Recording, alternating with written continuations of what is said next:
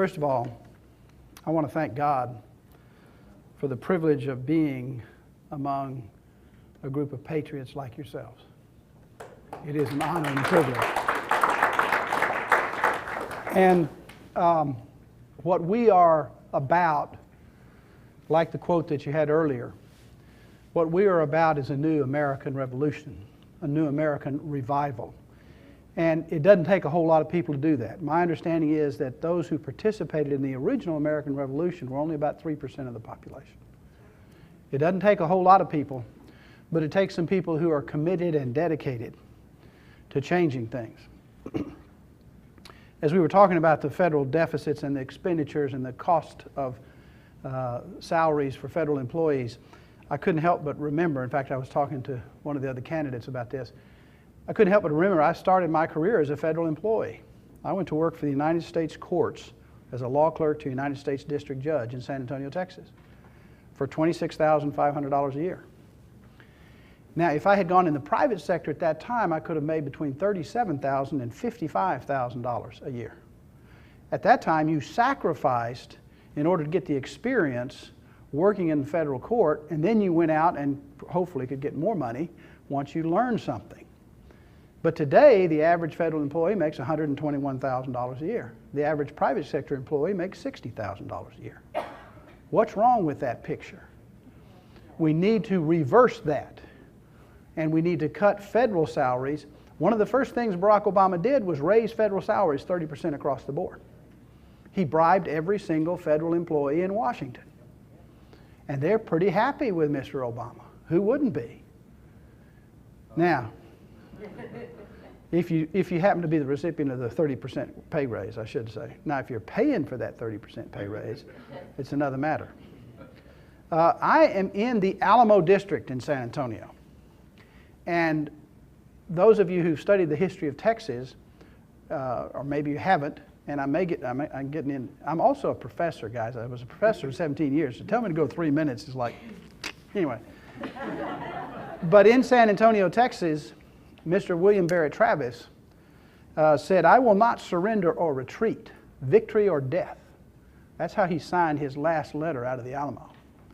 But a lot of people don't understand that the Alamo was a battle for constitutional government. The flag of the Alamo had the letters 1824, the year 1824 on the banner. It was a quote-unquote Mexican flag. The colors were the Mexican flag colors, but 1824 was in the middle of it because that was the Constitution of 1824 for Mexico, which was patterned after the United States Constitution. And all the settlers had come down to Texas to participate in a constitutional government, a republic of Texas. Actually, it was Mexico, but a new constitution for Mexico. Now, there arose in the centralized government of Mexico City a new leader. His name was Santa Anna. Santa Anna was a charismatic man. And he decided that he was going to impose a European-style empire on western United States and western Mexico, most of the continent, if you will. He called himself the Napoleon of the West, and he proceeded to say, "Constitution? I don't need no stinking constitution." And he decided he was going to rule autocratically from Mexico. He threw Stephen F. Austin into jail when he went down to petition the government with redress of grievances.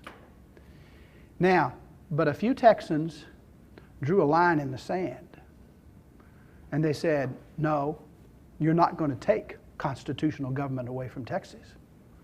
And they died in the Alamo defending constitutional government. And then they joined the United States because the United States had constitutional government. Now it's time for people in the United States, and I tell you in Texas we're going to do it, we're drawing a line in the sand again.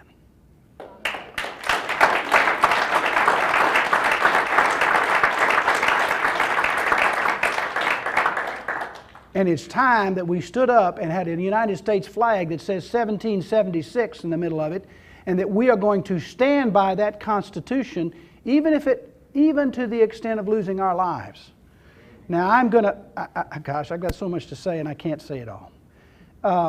Charlie Gonzalez has voted 100% of the time with Nancy Pelosi. He's 100% for Planned Parenthood. He's 100% for abortion rights. He's 100% for partial birth abortion. He even voted against the Born Alive Infant Protection Act. He has voted for every single spending bill that's ever come down the pike in San Antonio, Texas. He's got an F rating with the NRA. I happen to be a member of the NRA.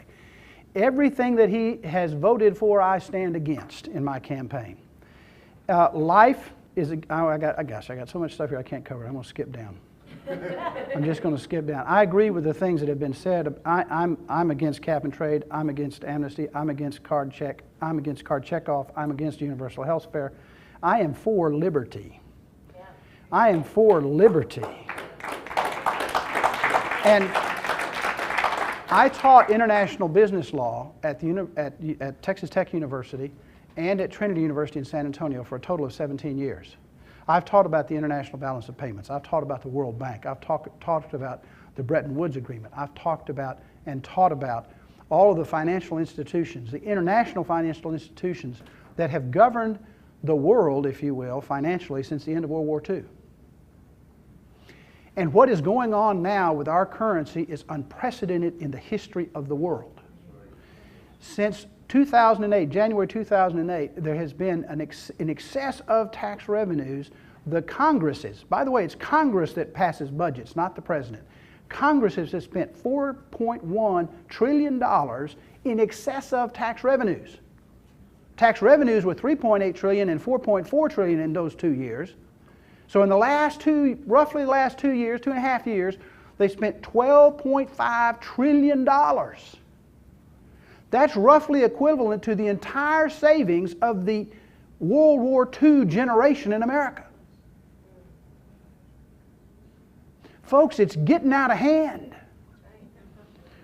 That happens to be an amount equal to $20,000. I computed out on a napkin for some young people the other night. $20,000 for every man, woman, and child in America. If there's 4 members of your family, it's $80,000 your debt has gone up in just 2 years. And that's on top of the debt's already been there. Now listen, Charlie Gonzalez voted to increase the debt limit to $4.1 trillion next year. And they did that, though, by 6 votes. 6 votes. All we need to do is replace 7 congressmen. And as my daddy used to say, the first thing you do when you find yourself in the bottom of a pit is stop digging. Thank you very much.